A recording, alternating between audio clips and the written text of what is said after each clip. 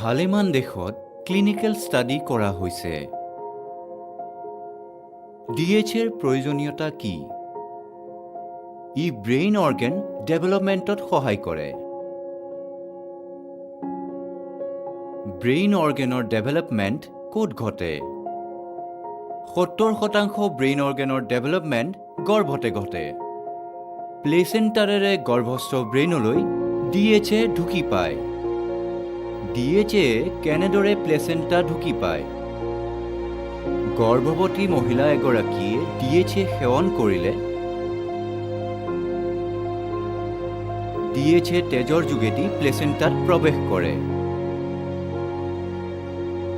আৰু তেনেদৰে গৰ্ভৰ ব্ৰেইন পাইগৈ। এটা ধাৰণা আছিল যে মাছত DHA থাকে। সকলো মাতৃয়ে 100% ভেজিটেৰিয়ান DHA বিচাৰে। DHA মাছৰ পৰা তৈয়াৰ কৰা নহয়। মাছে যেতিয়া সাগৰীয় উদ্ভিদ খায় তেতিয়া প্ৰথমতে সাগৰীয় উদ্ভিদৰ পৰা DHA মাছৰ দেহলৈ যায়। সাগৰীয় উদ্ভিদ DHAৰ পোনপটীয়া উৎস। ভেজিটেৰিয়ান DHA সাগৰীয় উদ্ভিদৰ পৰা পোনপটীয়াকৈ প্ৰস্তুত কৰা হয়। তৰল ভেজিটেৰিয়ান DHA হৈছে এক জেলেটিন ভিত্তিক চেলুইল যিটো নন ভেজিটেৰিয়ান পণ্যলৈ ৰূপান্তৰ হয়। প্ৰথমবাৰৰ বাবে ভাৰতত FMC আমেৰিকান টেকনলজিৰ সহায়ত কেৰেকিননৰ পৰা 100% ভেজিটেৰিয়ান ছফ্ট কেপচুল। নৱজাতকে কেনেদৰে DHA পায়?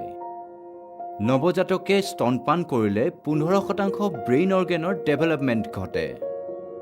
মহিলাৰ গৰ্ভাৱস্থাৰ পৰিকল্পনা কৰা দিনৰ পৰা নৱজাতকে স্তনপান কৰি থকা সময়লৈকে DHA সেৱন কৰা উচিত।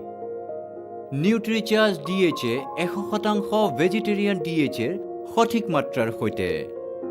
নিউট্ৰিচাৰ্জ DHA 100% vegetarian soft capsule. Nutricharge DHA 100% vegetarian DHA। Vegetarian soft capsule প্ৰতি 400 গ্ৰাম, এয়া 1 মাহৰ পেক।